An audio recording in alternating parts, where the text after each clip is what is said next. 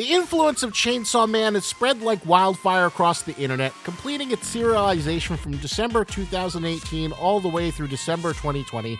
Tatsuki Fujimoto has made a modern manga masterpiece. With over 15 million copies sold and winning the 66th Shogakukan Manga Award in Japan and the Harvey Award for Manga in America, the Chainsaw Man fandom has spread far and wide like a virus. Even if you've never heard of Chainsaw Man, I'm sure you've seen more than a few Makima and Denji profile pictures littering the comment sections of social media platforms across the internet, along with the occasional little Dark Age edit fan tribute.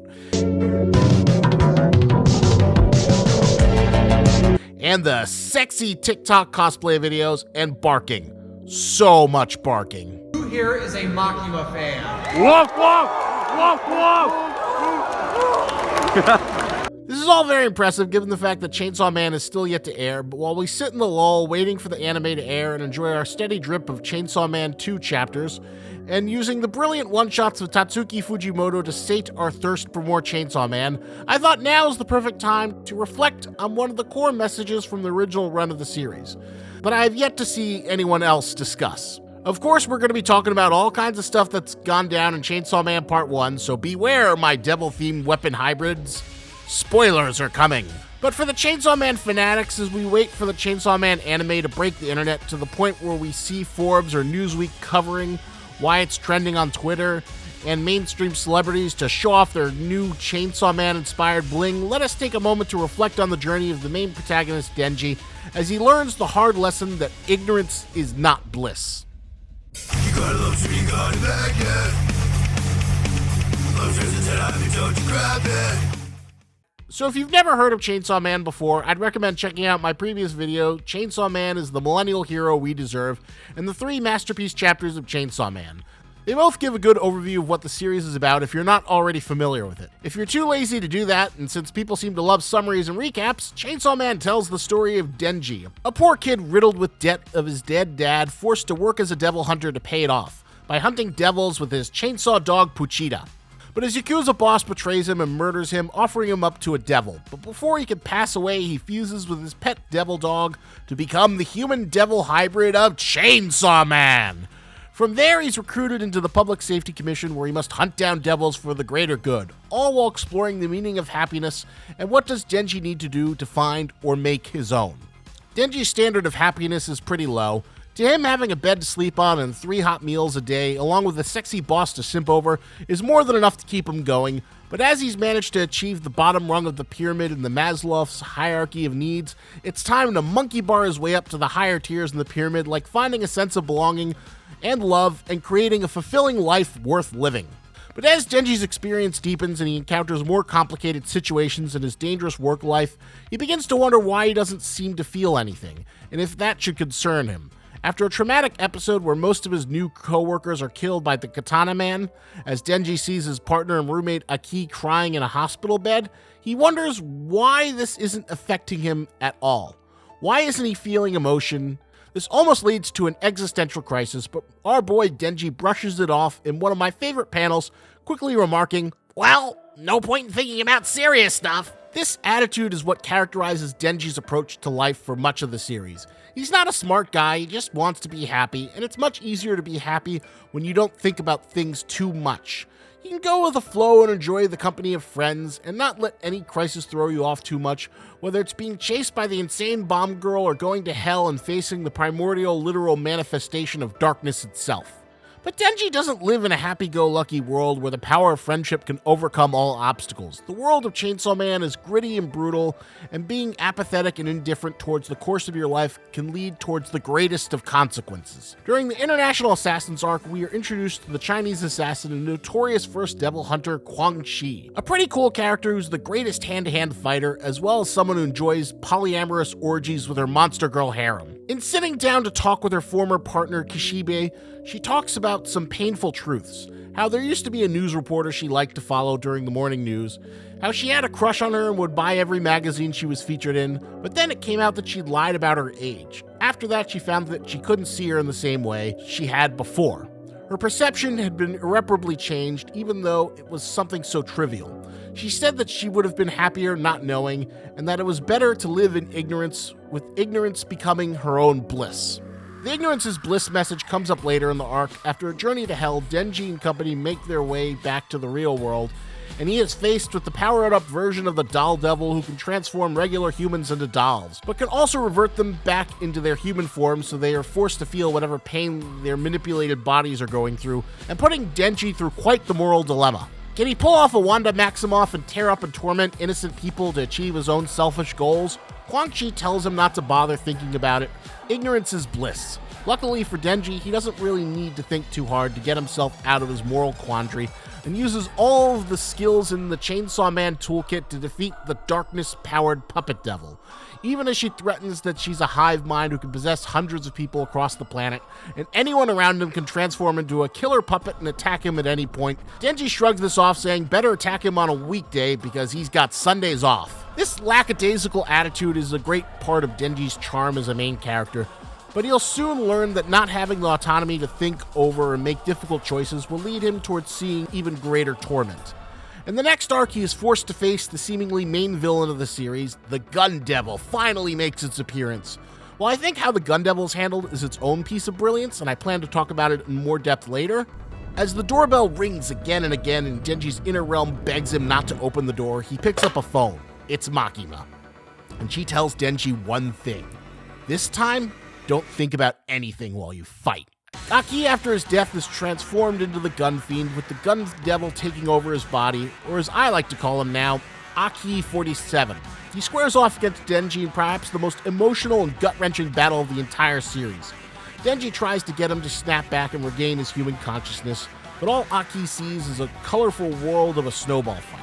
Denji tries to find a way out, a way to win without killing his friend, but after having his own version of the classic Spider-Man 2 moment, where the people of New York lift up Spider-Man and try and protect him from Dr. Octopus, here the citizens give Denji their own blood, begging him to save them. And Denji, inspired by their cries for help, does save them by impaling his closest friend straight through the chest. After this, Denji is completely broken. He's miserable. His autonomy and free wills put him into a morally complex situations where he couldn't think of the right answer. Racked with guilt and misery, he doesn't know what to do with himself. Was there something more that he could have done if he was smarter? He doesn't want to think anymore because his mind is racked with guilt and pain. Denji is a simple person who just wants to live a happy, simple life. The moral, gray complexity and brutality of the world he inhabits is something he doesn't want to deal with. Ignorance is bliss. So in his broken moment, Makima finds him and takes him to her apartment. She introduces him to the pack of dogs she owns and feeds him delicious desserts. Her apartment is the ultimate complex of complete creature comforts, a respite from the misery of losing Aki and not finding a better solution. Denji reflects on his situation. I don't want to think for myself anymore. I used to only think about what I had to do not to die. Now it's like there's 10,000 things I gotta consider. And it's legit. I mean, really exhausting. I killed Aki because, maybe 100 people were gonna die if I didn't stop him. But once I calmed down and thought about it really, really hard, I realized maybe there was a better way. Maybe Aki only had to die because I'm stupid. If I'd never become friends with Aki in the first place, I'd never have felt this crappy. There's no point in thinking about this stuff, yet it's all I can think about from the moment I wake up to the moment I fall asleep at night. You're smarter than me, right? So if I just do whatever you say, I won't have to think. And just like Denji asks Makima if he could become one of her dogs to accept the eternal ignorance and sacrifice any pretense of autonomy to gain eternal bliss, a fun existence where he could just hang out with the dogs and be fed good desserts and be pampered for the rest of his life. But as Denji soon learns, ignorance is not bliss. By sacrificing his autonomy, he sacrifices his ability to choose, and immediately Makima shows him the error of his decision. While he thinks if he gives up his independence, it'll lead to a life living in the lap of luxury where all the hard decisions are made for him, but it also means he gives up his free will to defend and protect the people most dear to him. In one of the most shocking scenes of the series, Makima immediately tells Denji, after he says he wants to be her dog and submits to her, that she invited power over and she's going to kill her. Denji is shocked in disbelief, asking if it's a joke, but Makima reminds him that good dogs mustn't think for themselves. She asks him to open the door and doesn't explain anything else. Denji, conflicted between his trust and attraction to Makima and his own sense of individuality and independence, is led along hoping, praying she doesn't mean what she says. She beckons him to open the door, and despite all the subliminal warnings he's received to leave the door shut, he opens the door, unleashing tragedy. Power is there with the birthday cake for Denji, and immediately after opening it, she is obliterated by Makima, who completely blasts her apart, leaving only a head and her legs, in one of the most shocking panels of the entire series. Denji is completely broken. Denji asks if this is a dream, and Makima laughs at him.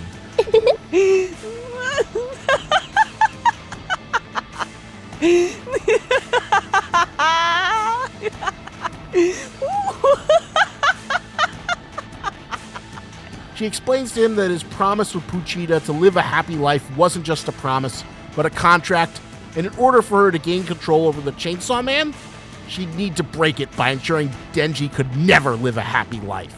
If he found love and got married and made a family, she'd find that family and kill them. He would never, ever be able to be happy while under her supervision. And in another devastating panel, we see Denji splayed out on the couch, completely and utterly broken. He thought he could find happiness if only he could give his autonomy to the person he thought he loved, but that superficial attraction and the superficial delights were all just window dressing on the hardest lesson of life. A great part of growing up and living a fulfilling life is built upon independence and autonomy, the ability to choose for yourself and forge your own path in life. Sometimes this can be scary or dangerous. Do you go to the right school, make the right friends, and find the right opportunities? Life is a finite path defined by millions or billions of different branching paths that could lead towards happiness or fulfillment, or misery and death. It's a part of growing up, becoming an adult in regards to making those choices and ultimately dealing with whatever consequences or fallout they might bring. It's a scary prospect, and the idea of seeking some guidance from a higher power, whether it be some kind of supernatural deity like God, or a beloved parental figure, or in Denji's case, a hot anime girl. But part of growing up is defined by making your own choices, even if they're the wrong ones. We can't ever live a life entirely bereft of pain. It's a lesson Denji learns the hard way as he reflects alone with Kobeni in a hideout shelter. I'm dumb as a rock, so I was cool with living as the fool. But the next thing I knew, my ignorance made it all go down the crapper. Thinking back on it now, I never made any choices for myself. I just got used. Always did, as I was told instead of thinking for myself. The only real choices I made were little things like what to eat for lunch, and even if I made it out of this alive, I bet I'll always be living in obedience to somebody like a dog. But Kobeni reflects, isn't that just normal though? There's no such thing as a life free of bad things. And so Denji, using his own autonomy, comes up with a final plan to deal with Makima, once and for all. An out-of-the-box strategy for one immortal to finally defeat another. But I think this poignancy is what has separated Chainsaw Man from much of its coming-of-age ilk. The lesson that ignorance is not bliss. Gaining autonomy from parents or authority figures to make your own choices is what makes Chainsaw Man such a poignant story that has resonated with so many people across the globe, outside of its ridiculous, gory action and comedy. It's the softer and sadder moments and the harsh lessons that we learn through life. Sure, we might not be immortals fused with the power of the Chainsaw Devil, whipping our way through hell, but it's Denji's ambition to try and live a normal life and find happiness within this chaotic universe that has made Chainsaw Man feel so poignant. Edgy anime and manga come and go, but something with this much reach usually is something far more meaningful beating at its core. It's moments like these that have made Chainsaw Man into a modern masterpiece. That is how Chainsaw Man has shown us that ignorance is not bliss. Hope you enjoyed the video. My apologies to anyone offended by my own interpretation of Denji's voice, but that's my headcanon. That's how he sounds when I read it in my head. And I know I'm never going to hear that kind of interpretation in either the Japanese or English language dub. So you know what? Just give me this one. Just let me enjoy this one respite of my version of Denji that I'm sure everyone else will hate, but it is true to the Denji in my heart. Hope you enjoyed that video, my Chainsaw-aholics. The dam is about to burst, so get your exclusive Chainsaw Man hipster cards while you still can before it goes mainstream. As always, do what the algorithms and math demand. Algorithms! Math! Like, comment, subscribe. And a special thank you to all the devil men and women, human weapon hybrids who support my Patreon. Joseph Malty, Aaron Toney, Carlo Hoffman, Walking the Steps, Shonen Ronin, Eric Duhane. You, of course, are welcome to join them as a select elite group who keep me viable beyond the YouTube AdSense. So I'll see you whenever my next video is done.